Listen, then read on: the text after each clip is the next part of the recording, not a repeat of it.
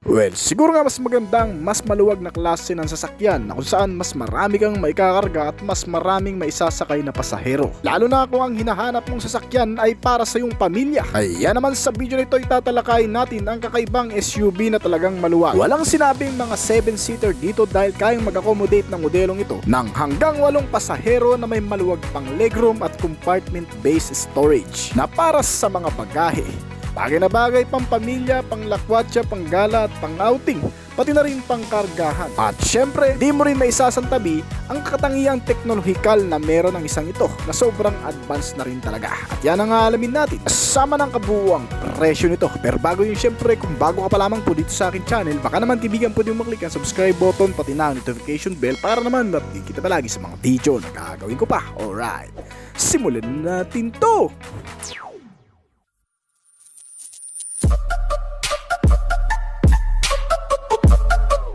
Dito sa Pilipinas kapag tayo ay bibili ng isang sasakyan, una-una kaagad nating iniisip ang lawak ng space na kaya nitong ibigay sa bawat sasakay. Yung tipo ang buong pamilya ay makakasama sa bawat trip o gala na inyong pupuntahan. Kaya naman sa video nito ay malalaman mo ang isang bagong SUV ngayon na inilabas ng Toyota Motor Company para sa kanilang pangkaragdagang SUV na may mas malaki kumpara sa ilang mga modelong inilabas nito dito sa bansa. Ang Toyota Grand Highlander 2024 model. Isang bagong sasakyan na naman mula sa brand na magugustuhan mo talaga. Mula sa panlabas na itsura nito hanggang sa kaloob-loobang bahagi, pati sa mga specs and features na meron ng isang ito. Papansinin mga kaibigan, sa front face pa lang makikita mo na ang signature design na front face dynamic na iniligay dito na parang kahawig lamang ng ilang SUV ng Toyota dito sa Pilipinas gaya ng Fortuner, Hilux at pinaliit na Toyota RAV4. Ganyan ang datingan ng isang ito sa front portion pa lang.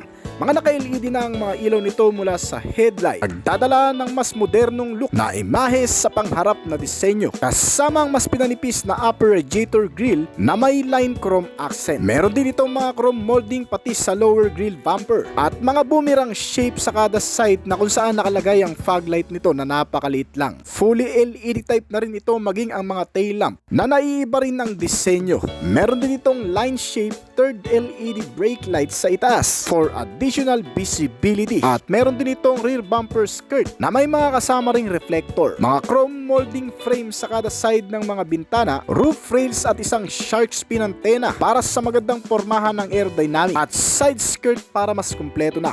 Yan ang makikita mo sa external design ng modelong ito. Isa raw ultimate family SUV ang isang ito na kung saan lahat ay may komportabling space, hindi lang sa tao maging sa kagamitan. Ang Toyota Grand Highlander 2024 kasi nag-o-offer ng mas malawak at komportabling space at versatility. Hindi lang yun, pati sa makina ay talagang mapagkakatiwalaan. Sa lakas ng performance pati sa katipiran ng modelong ito ay talagang pinagbuti ng brand para sa iyong pang-araw-araw na pakikipagsapalaran. Inilabas ang Toyota Grand Highlander na may 3 klaseng variant na pagpipilian.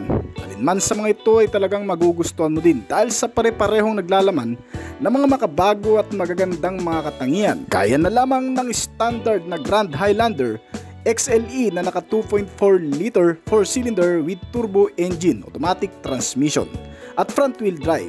Ito ang pinakamababang variant nito, samantalang ang pangalawang variant ay tinatawag namang Grand Highlander Limited. At ang pangatlo ay ang Platinum Max Hybrid na kung patipiran lang ay talagang matipid daw ang isang ito. Kaya nitong umubos ng 1 litro sa layo ng 20 km. Well, bago natin pagtuunan ng pansin yan mga kaibigan ay alamin muna natin kung ano pa nga bang makikita mo sa modelong ito. Meron itong automatic power lift gate na otomatikong nagbubukas ang pintuan sa likod kapag itinapat mo o kaya ipinadjak ang paa mo pataas sa rear bumper dito ay kung sa itong bubukas. Meron din itong kasamang jump protection para hindi basta-bastang nagbubukas lalo na kung may tatamaang debris o matitigas na bagay na ikapipinsala ng pintuan nito. May sukat ang mga gulong nitong Grand Highlander mula sa 18 inch hanggang sa 20 inch at syempre lahat ng mga ito ay naka-tubeless na rin. Ang mga ilaw naman nito ay mga naka-LED type na. Hindi lang maliwanag sa gabi ay hindi rin malakas kumonsumo ng electricity power at nagbibigay ng magandang visibility lalo na sa gabi. Ang windshield wiper nito ay automatic ding gumagana kapag nagkaroon ng raindrop o tubig sa windshield nito. dahil nasisense ng sensor para kusang mag-swipe ang wiper blade kahit hindi mo pinipindot o ginagalaw ang toggle switch nito. Sa loob naman ay kapansin-pansin ang napaka-eleganteng datingan nito. Silver painted ang dashboard trim at ang mga door trim. May mga komportabling upuan na lubhang kailangan ng mga pasahero lalo na sa mahahabang biyahe na mas nagbibigay ng komportabling pagsakay dito. Auto-adjustable with leather seat cover at hindi mainit sa balat. Kasama ang mga convenient features habang nakasakay ka dito ay ang mga bottle and cup holder. 13 piraso ito, kaya marami kang paglalagyan ng bottle at cup dito. May mga charging port na rin sa kada seats at mga pocket o bulsa para lagyan ng mga gamit ng bawat occupants.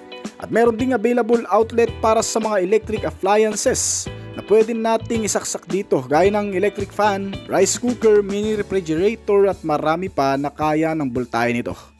Ang center console ay napakaluwag din para paglagyan ng iba pang gamit. May sukat ang lawak nito na 13-inch at kasyang-kasya ang mga tablet at iba pang gamit dito. Bawat row ay nagbibigay din ng mas maluwag na legroom space for cargo at hindi ganun kasikip para sa mga pasahero nito.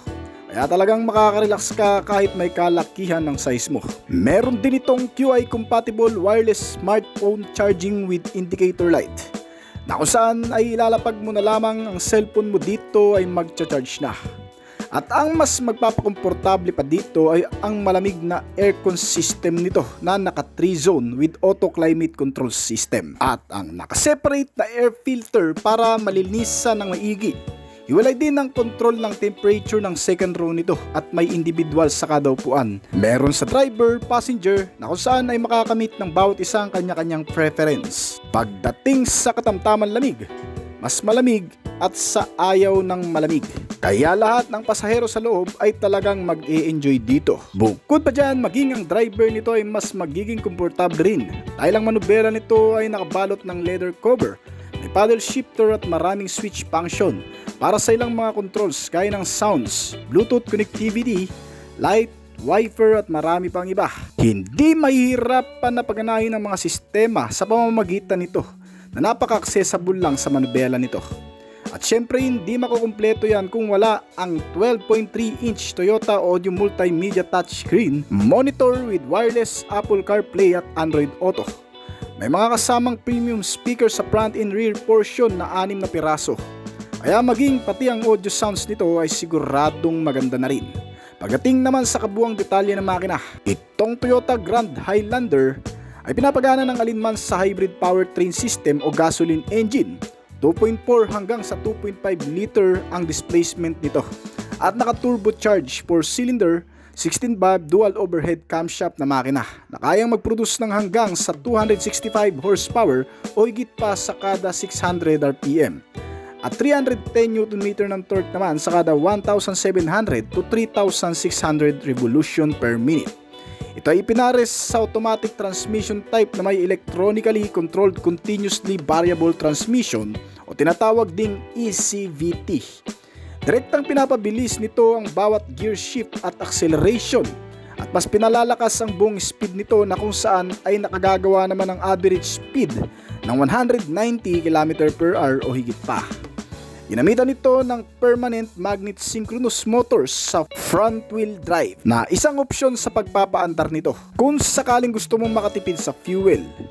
Ito ay hindi na kinakailangan pa ng charging station dahil hindi naman ito full electric power.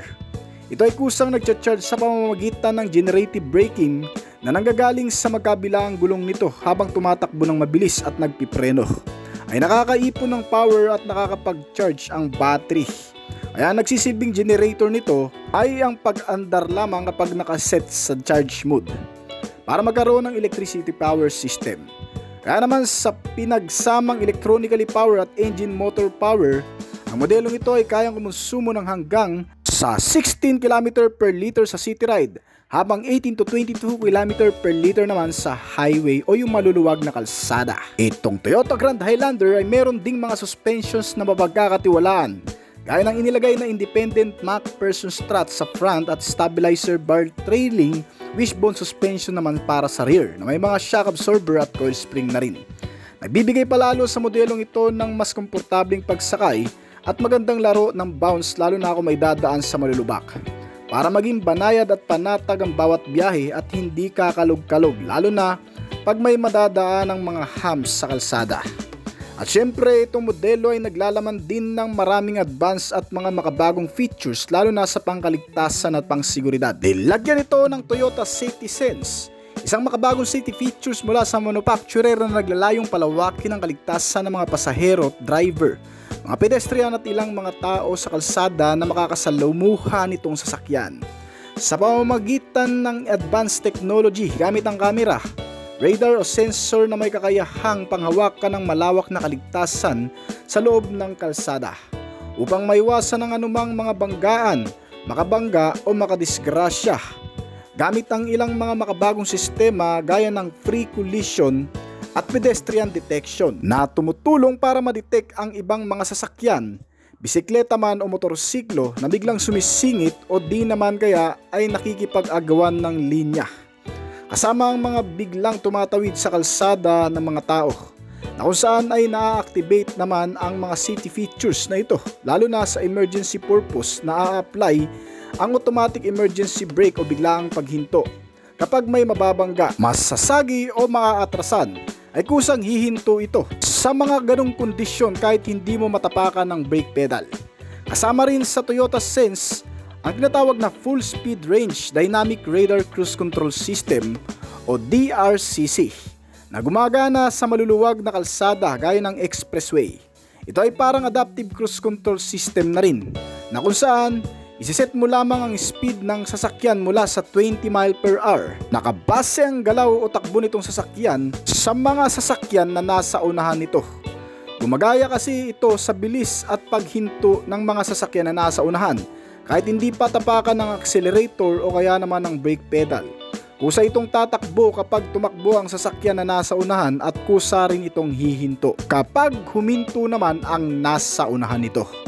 Magagamit mo ito lalo na sa malalayong biyahe, makaka-relax ka talaga. Kasama pa sa Toyota Safety Sense ang lane departure alert with steering assist.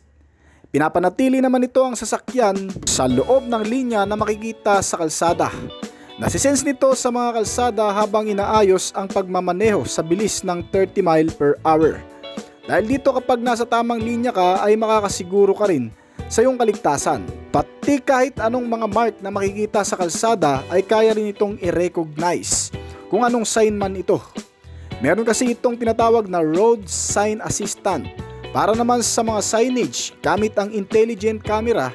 Halimbawa na lamang ang speed limit na may signage ay kusa namang bababa ang bilis kapag na-recognize nito ang ganong signage. Kasama na rin dito ang no entry sign, yield sign at ilang mga warning sign o anumang multi-information sa kalsada tungkol sa mga traffic sign ay nare-recognize din talaga nito.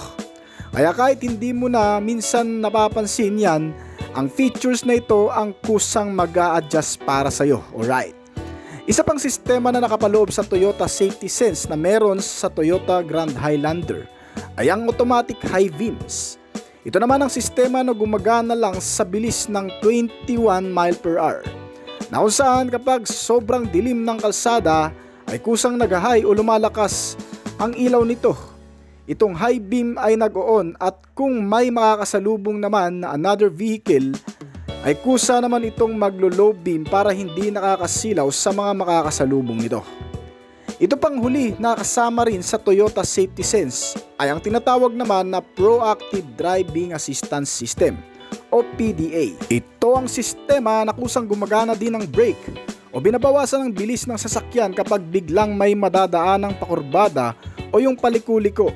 At inaayos din nito ang magandang kontrol ng manubela lalo na kung may mga biglang susulpot sa harapan na ibang mga sasakyan. Mas pinapaganda ang performance ng driving condition at speed limit nitong sasakyan. Dahil sa mga makabagong sistema o teknolohiya na safety features na nakapaloob dito sa Toyota Safety Sense, ay mas magiging ligtas ang bawat pagsakay mo dito sa bagong Toyota Grand Highlander. Siyempre, hindi rin nawawala sa modelong ito ang iba pang sistema na lubhang kailangan din para sa ligtas na pagsakay. Gaya ng blind spot monitoring system, rear cross traffic alert, Mga sistemang nag-a-apply ng emergency brakes sa mga kondisyon na kung saan ay biglang mababangga na hindi natin minsan napapansin o inaasahan. Meron din itong speed sensing door lock. Kusa namang naglalak ang mga pintuan kapag mabilis na ang takbo nito. Sinamahan din ito ng hill start assist at downhill assist para naman sa mga paahon at pababang kalsada ay talagang mapapakinabangan mo rin ito. Meron itong traction control na para naman sa malulubak kasama ang vehicle stability control system na nagpapanatili sa maganda at balanseng pagmamaniobra kahit pa sa masamang kondisyon o umuulan na ng malakas. May mga parking sensor na kasama para naman sa maayos na pagpapark, lalo na kung mapapark mo ito sa masisikip na lugar. Meron kasi itong bumper sensor na tumutunog kapag may mababangga sa likod at sa harap na hindi natin nakikita sa windshield o sa side mirror.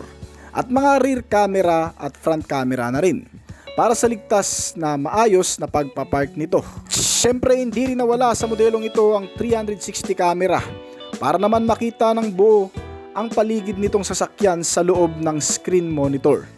Sinamahan pa ito ng ABS o tinatawag na anti-lock braking system na may kasamang ABD o Electronic Brake Distributor at Brake Assist naman para sa pagpapalakas ng suporta sa brake, mga pangunahing safety features na kailangan natin. At ang iba pa ay makikita na rin sa marami gaya ng crash sensor, front and side impact beams, mga seatbelt sa kada upuan, maraming airbags mula driver, passenger, rear and center passenger, may curtain airbags at marami pa. Bagamat ganun, hindi pa rin natin pwedeng ipagkatiwala sa mga safety features o teknolohiya ang ating kaligtasan. Mas maigi pa rin maging alerto tayo, maingat sa bawat pagmamaneho at pagsakay dito, alright. At bukod pa dyan, meron din itong mga security features para naman hindi bastang makarnap, manakaw mabuksan ng kahit sinong magtatangka nito gamit ang mga security sense na meron ito. Gaya na lamang ng engine immobilizer system.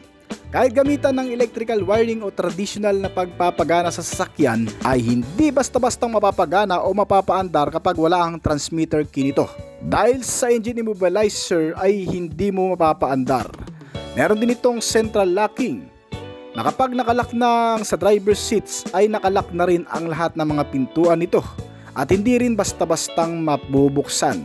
Kasama rin dito ang power door lock. Kahit gamitan pa ng pangsikwat, mga bakal para mabukas ang mga pintuan ay hindi rin uubra dito sa power door lock system na meron ito.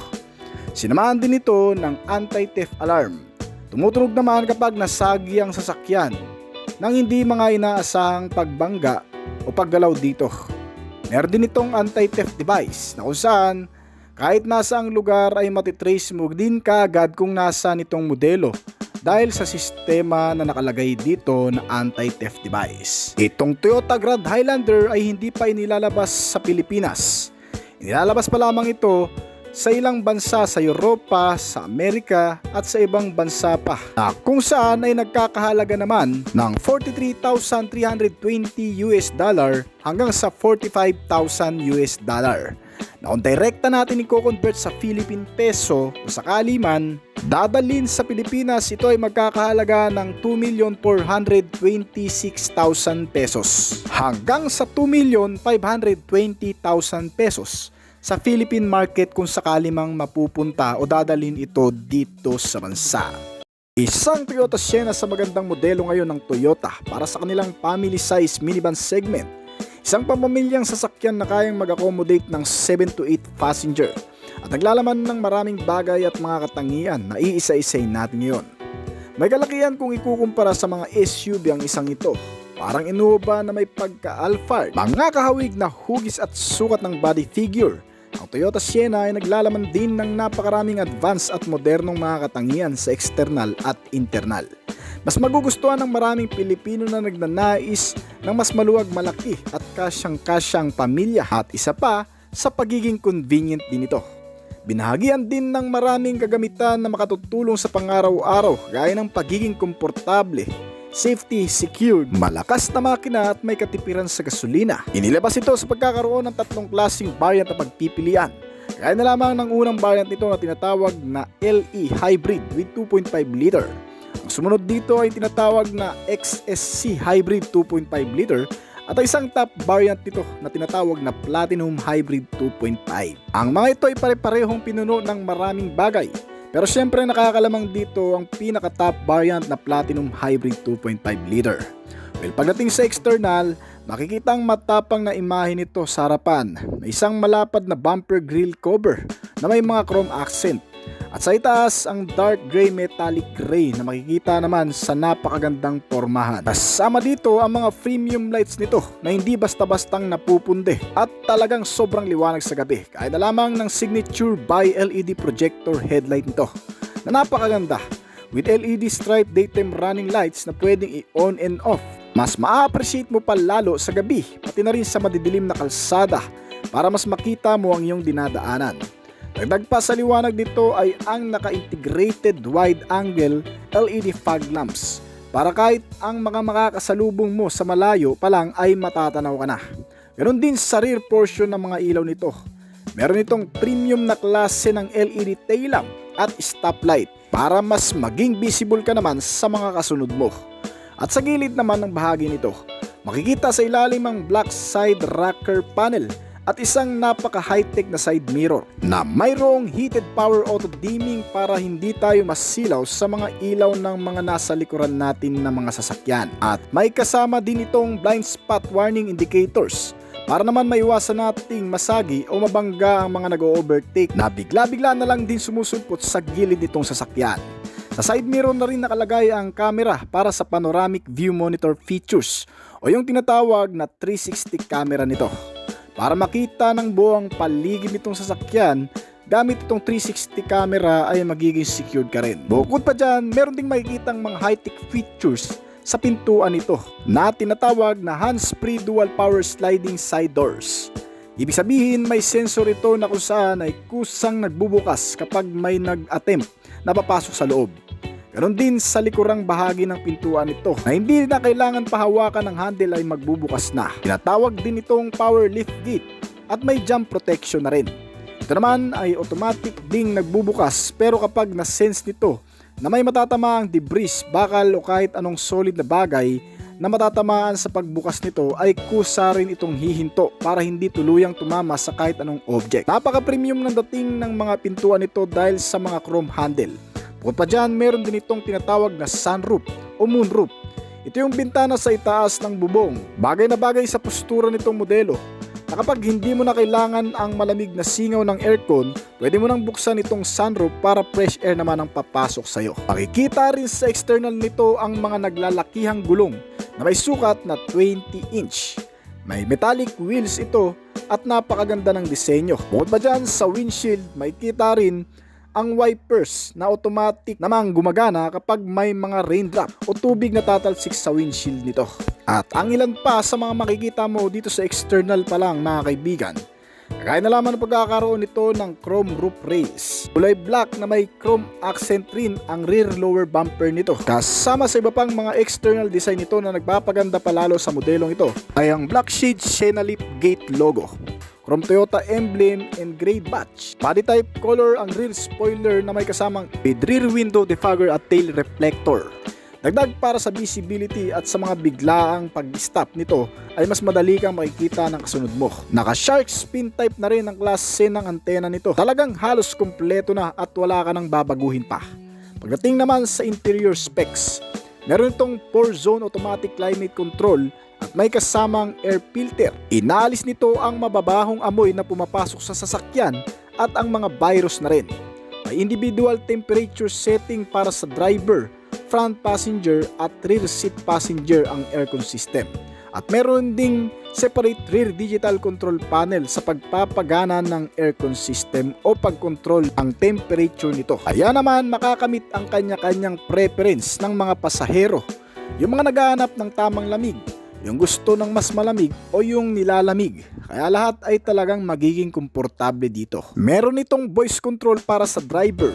Speak in English nga lang. Pero okay na rin kasi hindi mo na kailangan pang hanapin ang mga switch. Meron din itong tinatawag na QI compatible wireless smartphone charging. Wala nang cord o saksakan pa direct na ilalapag mo na lang ang cellphone ay magcha-charge na dito. Pagdating naman sa mga upuan, syempre napaka-convenient para sa mga pasahero nito. May mga komportableng seats na naka-leather trim heated at ventilated front seats with seat back pocket. Hindi mainit sa balat at hindi nagpapawis. At meron din itong mga bulsa sa kada likuran. Automatic na nai-adjust ang driver's seats sa 8 posisyon. Pareho ng mga passenger seats nito na automatic adjustable na rin. Ngayon kung ikaw naman ang magdadrive ay matutuwa ka na rin sa naka-leather trim heated power tilt and telescopic steering wheel nito. Maraming access sa mga key switch function kaya hindi ka mahihirapan dito, gaya ng switch sa audio, Bluetooth at iba pang mga connectivity. Nasa likuran na rin ito ang Dynamic Radar Cruise Control o tinatawag na DRCC. Pati na rin ang control ng ilang mga safety features nito gaya ng lane departure alert at lane tracing assist. Sa likod ng steering, makikita ang 10-inch colored head-up display o HUD meter panel gauge nitong sasakyan, na kung saan narito na lahat ng mga kailangan mong impormasyon tungkol sa pagpapatakbo nito.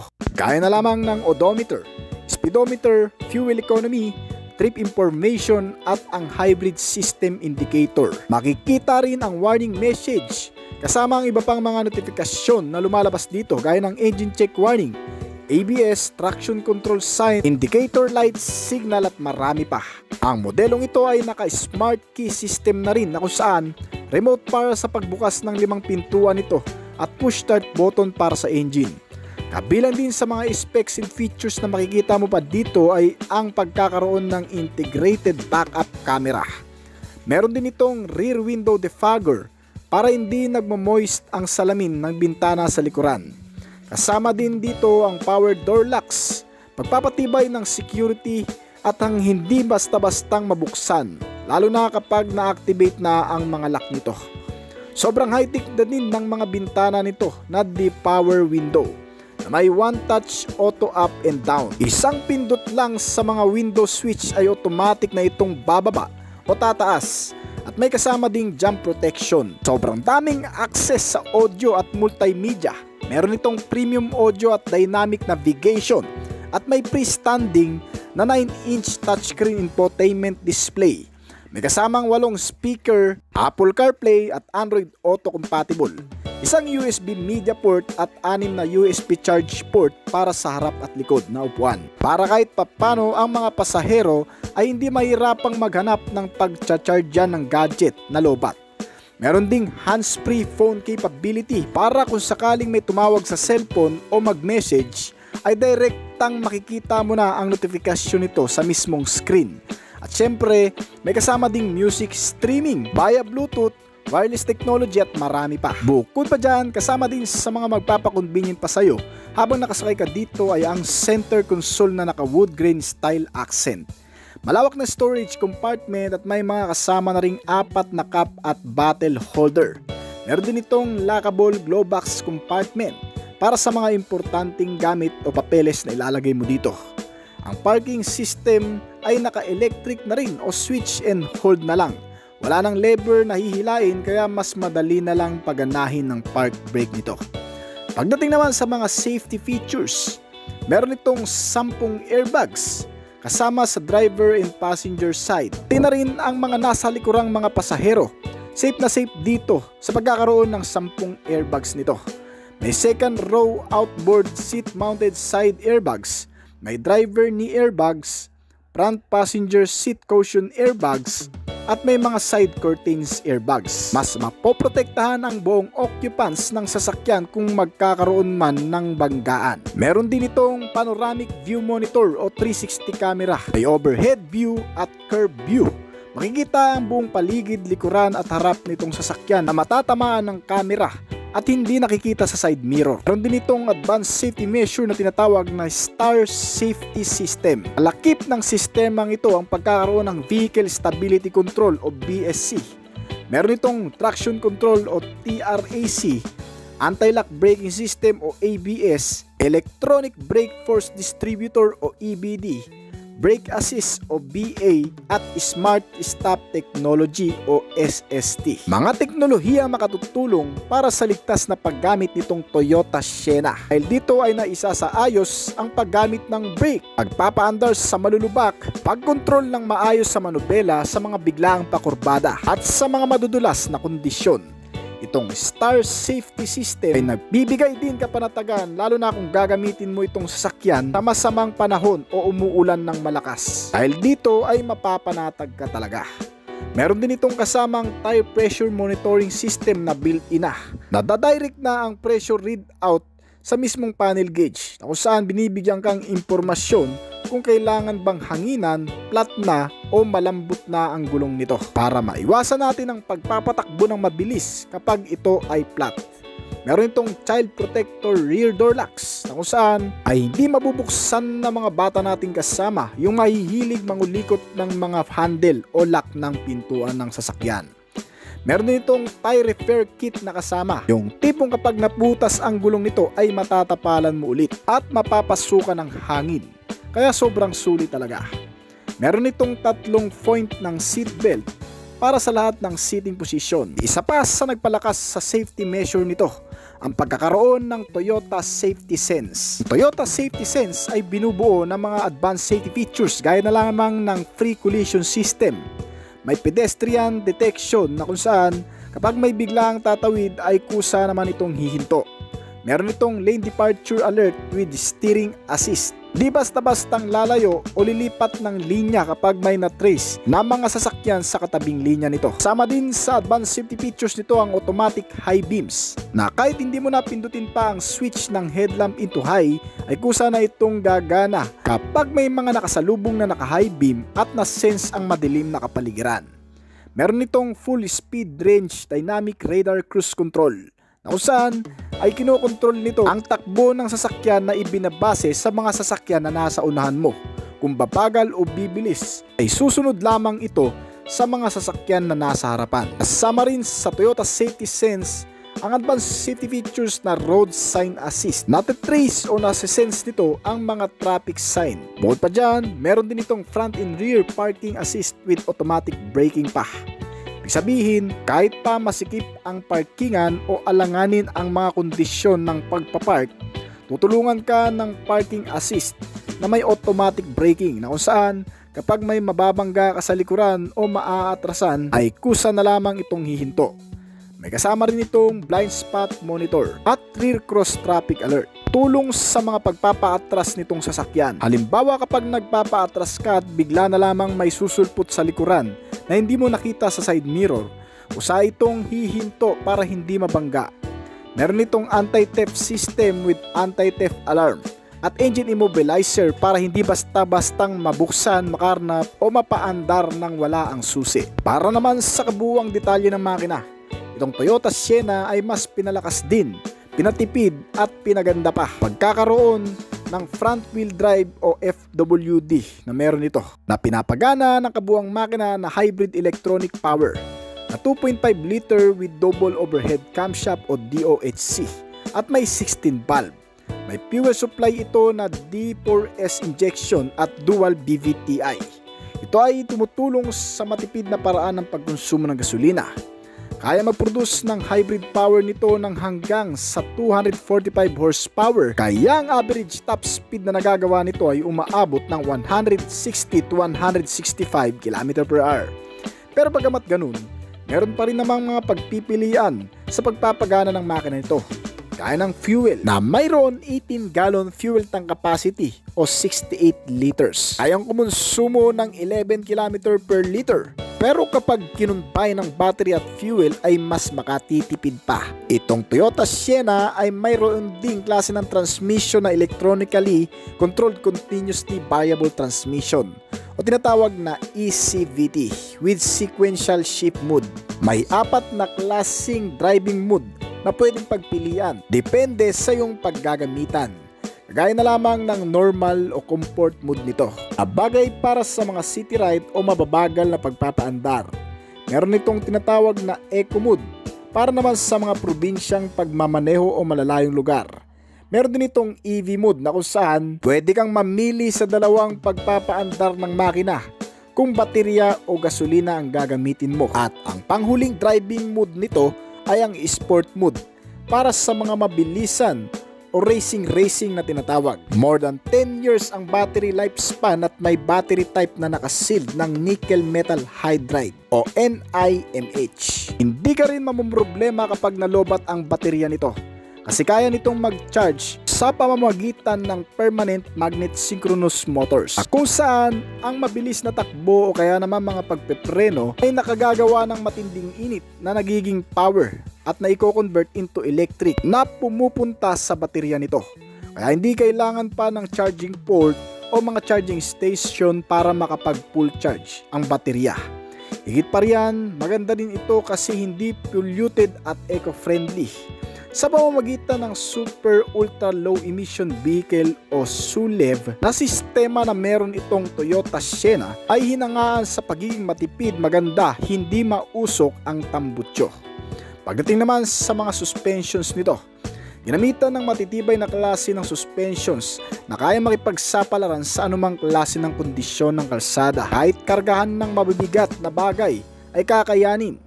Ginamitan sa front ng independent max strut suspensions at multi-link naman para sa likurang bahagi.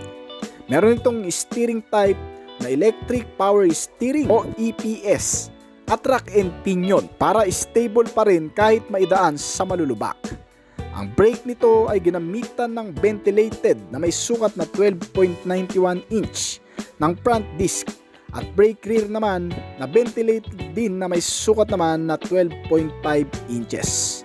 Ang dimension nito pagdating sa ground clearance ay may 6.37 mm. Meron itong 7 hanggang 8 mga upuan at may 5 pintuan. Dito pa lang ay masasabi mo nang napaka-compatible para sa isang buong pamilya. Inilalabas pa lamang ito sa mga piling bansa sa Asia at hanggang sa Europa. Dito na lang sa Pilipinas ang hihintayin natin kung ilalabas din ba. So hanggang dito na lamang po siguro ng ating video, pero bago po tayo magtapos ay nais ko po munang magpasalamat sa mga patuloy na sumusuporta at tumatangkilik at nagabang palagi sa mga video na ina-upload natin dito sa ating channel. Maraming salamat po at shoutout po sa inyo guys. Ngayon kung bago ka pa lamang po dito sa aking channel, baka naman kaibigan po din maklik ng subscribe button pati na ang notification bell para naman ma-update kita palagi sa mga video na gagawin ko pa. At kung nagustuhan mo ang topic natin ngayon, baka naman pwedeng pa-click ng like button at pa-comment na rin ng iyong opinion sa ibaba pagkatapos ng video ito. Kung may mga kailangan kang filter, oil filter, air filter, cabin filter ng iyong sasakyan na Mitsubishi brand, pwede mo kong kontakin sa aking page na Oblis Collection. Doon ay mas makakamura ka sa mga original parts na gaya nito. Mga filter lang ng sasakyan, oil filter, cabin filter, air filter at fuel filter ng Mitsubishi brand lamang po. So hanggang dito na lamang po siguro ang ating video. This is Oblis Collection. Thank you!